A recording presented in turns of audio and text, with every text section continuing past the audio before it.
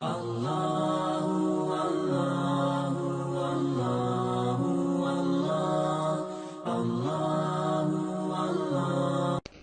sudah ada di dalam aturan Allah Subhanahu wa taala. Ini namanya faith. Sehingga kalau kita percaya, kalau kita yakin bahwa Allah lah Maha Pemberi rezeki, hidup kita itu ada di dalam genggaman Allah, harta kita itu ada di dalam tangan Allah, cuman belum dikasih semuanya kepada kita. Terus kenapa kita menjadi khawatir? Kenapa kok kita jadi galau? Kenapa kita galau soal rezeki? Kenapa kita galau untuk bisa memberi makan istri kita? Nanti saya kasih makan apa? Kenapa kita galau bahwa anak kita nggak bisa dikasih makan oleh menantu kita? Nanti dia ngasih makan apa buat anak saya? Kenapa kita galau tidak bisa memberi makan anak-anak kita? Kalau punya anak sekarang terus kita masih makan apa? Orang kita hidup juga susah. Ini karena kita kurang belief, kurang faith, kurang percaya kepada Allah Subhanahu wa taala. Padahal Allah mengatakan, jangankan manusia, dabah, hewan yang lemah yang berjalan di atas perutnya saja, mereka 'alallahi rizquha, Allah menjamin rezekinya. Sehingga agak heran kalau ada mertua yang menolak lamaran seorang laki-laki yang baik hanya gara-gara pekerjaannya tidak berkenan di hati mertua ini. Ini mengherankan. Apa pekerjaannya? Pengusaha, Pak. Pengusaha yang gimana maksudnya ya? Jualan maksudnya. Oh, jualan di mana? Di pasar. Jualan apa? Jualan bawang misalnya ya. Wah, pengusaha bawang ya. Ada yang pengusaha minyak, jual minyak pom bensin yang sekarang itu, yang ada di gang-gang gitu kan. Ini namanya pengusaha minyak, saudagar minyak kayak di Timur Tengah. Kerjanya apa? Saudagar minyak, Pak. Pede gitu ya. Wah, saudagar minyak. Di Dubai maksudnya? Enggak, di Cianjuang. Oh, kirain di Dubai. Nah, gara-gara itu akhirnya berubah pikiran. Duh, gimana ya anak saya nanti makannya? Apalagi sekarang biaya segalanya udah naik mahal, biaya rumah aja, ngontrak aja mahal, listrik juga dan segala macam. Kalau ini masih menjadi penghalang menikah, baik kita yang mau menikahi atau perempuan yang dinikahi atau orang tua yang anaknya akan dinikahkan, berarti kita kurang percaya dengan surat Hud ayat 6. 'Alallahi rizquha, Allah yang menjamin rezekinya. Sehingga kalau ada calon mertua yang nanya kayak gitu, seperti yang saya pernah bilang, kamu kerjanya apa? Berdoa, Pak. Hah? Maksudnya? Kan rezeki kita di tangan Allah, Pak. Jadi kalau saya mau makan, saya minta kepada Allah. Kalau istri saya lapar, saya minta kepada Allah. Wah, ini sebaik-baik pekerjaan adalah berdoa. Tuh. Pekerjaan berdoa. Soal ternyata dia kerjanya misalnya di perusahaan apa, ternyata dia pegawai negeri, ternyata dia pengusaha properti, itu mah nggak usah disebut walaupun punya, tapi bilang dulu kerjanya apa? Berdoa kepada Allah Subhanahu wa taala. Allah yang menjamin rezeki saya. Walaupun kita pengusaha properti, kalau Allah menahan rezeki kita, nggak ada yang bisa memberikan kepada kita sebutir beras pun. Ini namanya faith, beriman kepada Allah. Dan jangan pernah berpikir bahwa ada hal yang sulit bagi Allah. Kalau sesuatu itu sulit buat kita, belum tentu itu sulit buat Allah. Bukan belum tentu, pasti itu nggak sulit buat Allah. Sampai para ulama menganalogikan tuh gini.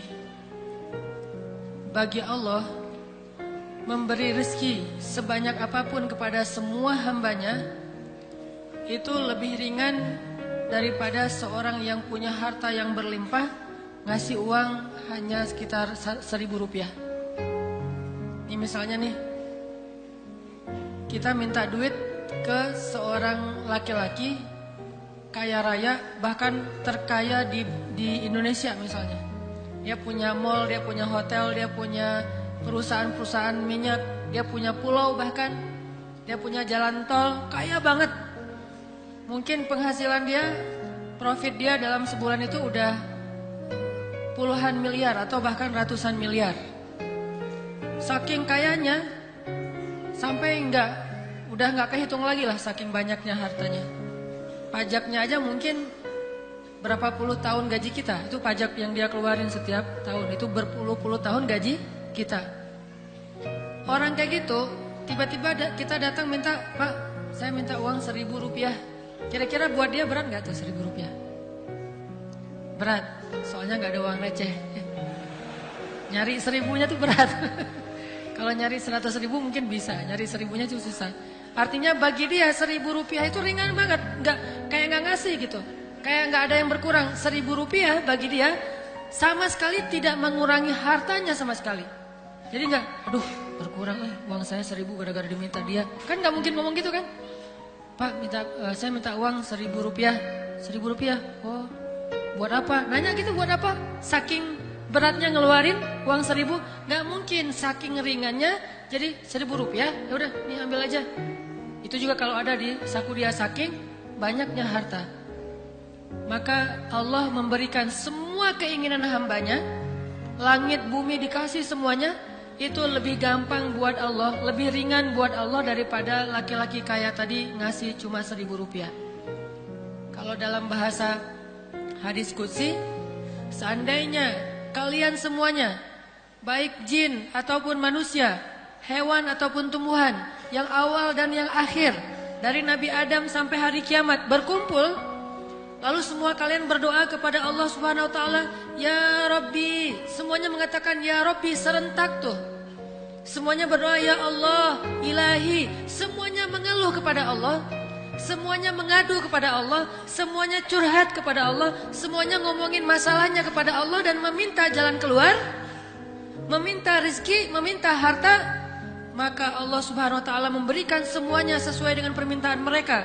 Semua yang Allah berikan itu tidak mengurangi kekayaan Allah, kecuali hanya seolah-olah seperti setetes air dari ujung jarum yang dicelupkan ke laut. Cuma segitu. Saking ringannya Allah menolong hambanya. Semuanya serentak dari ujung bumi sampai ke ujung langit. Dari Nabi Adam sampai kepada hari kiamat. Manusia dan jin minta apapun kepada Allah, Allah kasih. Semua yang diminta dikasih. Itu pun tidak mengurangi harta Allah, kecuali hanya seperti setetes air dari ujung jarum yang dicelupkan ke laut. Sehingga kita nggak boleh sama sekali suudzon kepada Allah. Kita harus yakin bahwa kalau ini karena Allah, udah belajar mantep nih. Masalahnya cuma satu, mengubah nekat menjadi tawakal, faith, belief. Cuma masalah niatnya, karena apa nih? Bekerja, mencari pekerjaan karena apa? Kalau karena Allah, udah gak usah khawatir. Kita misalnya belajar karena apa? Karena Allah, gak usah khawatir. Mau dia keluar negeri, mau di dalam negeri, mau di kutub, pokoknya kalau karena Allah, udah Allah yang menjamin. Siapa yang melakukan sesuatu dengan nama Allah, maka Allah terlibat di dalamnya. Dan Allah sebaik-baik yang terlibat di dalam satu urusan. Libatin Allah. Sudah seberapa dalam kita melibatkan Allah dalam urusan kita? Sudah seberapa dalam kita melibatkan Allah dalam pernikahan kita? Apakah kita melibatkan Allah hanya ketika mencari jodoh, setelah menikah tidak lagi melibatkan Allah? Sudah seberapa dalam? Karena kalau kita melibatkan Allah, pasti Allah Subhanahu wa taala akan memperlihatkan kepada kita hal-hal yang mustahil bisa menjadi kenyataan. Kalau saya renung-renungkan ya, saya ini sebetulnya termasuk orang yang beruntung nikah sama istri saya. Kalau dia nggak tahu untung apa rugi gitu nikah sama saya. Kalau saya mah beruntung nikah sama dia. Dan saya mah ngomong gini orangnya ada soalnya. Gak jujur ya. Hai. Kepada istri saya yang di belakang. Nih, saya tuh ngerasa beruntung nikah sama dia. Kenapa? Setelah nikah saya baru nanya-nanya. Kayaknya saya banding-bandingin kita nih gak sekufu, gak selevel. Dia mah oriental banget, cewek Korea gitu yang berhijab. Saya mah orang Madagaskar yang dipakein sorbannya. Soalnya keturunan orang tua saya itu campuran antara Afrika sama India. Kan orang Aceh mah campuran. Ada yang matanya biru gitu yang di daerah Melaboh, Aceh Barat, itu Portugis. Ada yang murni Arab banget. Kalau saya perhatiin ayah saya, kakek saya ini kayaknya ada yang mirip India, ada yang mirip Afrika. Jadilah ini campuran antara benua Afrika sama orang-orang India. hidungnya India, kulitnya agak-agak mirip Madagaskar. Makanya pas di Mesir, teman yang paling banyak dari Afrika yang soulmate-an sama saya itu Madagaskar sama Kongo. Dan namanya Triple H. Hanan, Harun, satu lagi lupa Soalnya mereka mah di Afrika nggak ada sosmed. Jadi saya nyari-nyari ngepoin yang namanya Harun mana? Harun Madagaskar. Nggak ada Harun Madagaskar. Harunnya macam-macam. Ada Harun Mesir gitu ya. Yang keluar banyak tuh malah Nabi Harun, kisah-kisah Nabi Harun. Wah, kan ini nih cara carinya Harun Madagaskar. Oh, Hasan satu lagi, Kongo. Dia kalau memperkenalkan diri, Hasan Kongoi Demokratia, kata dia. Pakai bahasa Perancis, karena orang Kongo bahasanya Perancis. Artinya tadi saya membandingkan kayaknya nih, apa ya kelebihan saya kok dia kelepek-kelepek gitu sama saya. Kalau ngandalin fisik mah, dah gini, agak-agak eksotis. Maksudnya nggak putih. Ngandalin fisik enggak. Ada yang ketawanya ngenyak gini. Bahagia banget ya. Bahagia gitu ketawanya. Nah, terus pas sudah nikah saya nanya, emang kamu ngelihat saya apanya? Kalau Ustadz kan bukan kriteria yang paling ini gitu ya. Karena banyak juga yang bukan Ustadz tapi orang soleh. Ustadz juga belum tentu soleh. Kalau kata dia sih ini jujurnya, kamu mah bukan kriteria saya. Wah itu mah paling kamu bukan kriteria saya. Loh, terus kenapa diterima? Banyak alasan. Satu, saya takut dengan orang Sumatera, cenah. Soalnya kasar-kasar. Kalau ngomong to the point, belak-belakan gitu. Kan saya mah udah lama di Bandung. Bahasa Sunda juga udah bisa, walaupun gak berani ditampilkan, pakai bahasa tulis aja. Oh, terus alasan kedua kenapa? Kok gak kriteria dia banget? Pertama orang Sumatera. Kedua, mungkin takut juga dengan Ustadz. Tahu kan kenapa? Nah itu. Wah kamu Ustadz. Kalau Ustadz mah kan banyak yang percaya. Ustadz mah insya Allah soleh. Semuanya pengen sama Ustadz kan, jadi bahaya kan ya. Lebih rawan lah gitu ya. Ditambah lagi dalilnya banyak. Surat An-Nisa ayat kedua tuh. Susah Ustadz nih. Bukan kriterianya banget. Ustadz lagi yang kedua. Yang ketiga apa? Yang ketiga mungkin masalah usia juga gitu. Terus apalagi lah beberapa kriteria. Banyak ternyata lama-lama. Terus kalau saya nggak kriteria kamu banget, terus kenapa mau diterima? Bahkan udah banyak yang datang ke dia itu ditolak. Pas saya kepoin yang datang, namanya siapa? Saya ingat langsung cari Instagramnya. Pengen ngebanding-bandingin gitu. Saya apakah lelaki juara atau enggak gitu. Nyari Instagramnya. Pas lihat, wah keren juga nih yang datangnya. Ya, rata-rata yang datangnya putih-putih. Mungkin saya yang unik kali ya. Biasa, kalau putih mah biasa. Jadi yang eksotis mah jarang. Mungkin saya karena unik, eksotis, jadi keterima. Saya ngeliat, wah lebih keren dari saya. Secara pekerjaan lebih mapan dari saya. Kemudian secara keturunan juga kayaknya nyambung nih sama-sama orang Sunda. Kalau mau ngabodor, hore itu nyambung gitu. Wah kayaknya kok dia nggak ketolak, yang ini ketolak. Ada dokter, ada pengusaha, ada pejabat, ada macam-macam tuh. Kok ketolak semua?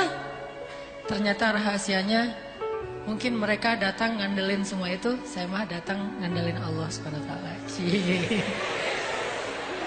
Pas saya bilang, jadi sebelum saya datang saya pelet dulu pakai doa, ya wadud, ya wadud, gitu ya. Udah langsung, apa nih? Tiba-tiba langsung nerima. Pokoknya pakai dalam tanda petik peletnya itu berharap kepada Allah. Yang mustahil aja bisa. Jadi kalau sekarang saya ngerasa kayaknya nih, saya orang yang sangat beruntung bisa ngedapatin cewek Korea yang berhijab, itu gara-gara mungkin menggunakan kuasa langit. Allah Subhanahu wa taala yang membolak-balikan hati, baik hati orangnya atau hati mantannya atau hati orang tuanya. Hati mantannya apa? Biar nggak balik lagi. Udah aja pergi aja deh. Allah balikin hatinya, nggak usah deket-deket loh, gitu. Udah ada hamba gua nih, Hanan Ataki gitu.